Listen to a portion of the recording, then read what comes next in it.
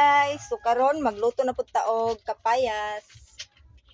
Ang akong ilamas sa kapayas dira. So atong luto. Tangan nato ni og ahos.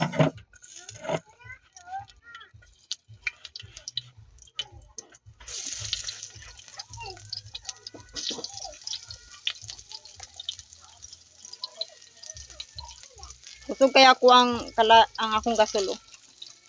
Sulpot yun ang aso ba? Sulpot ang aso. Tangan na tog dahon. Para na-design ba na-design.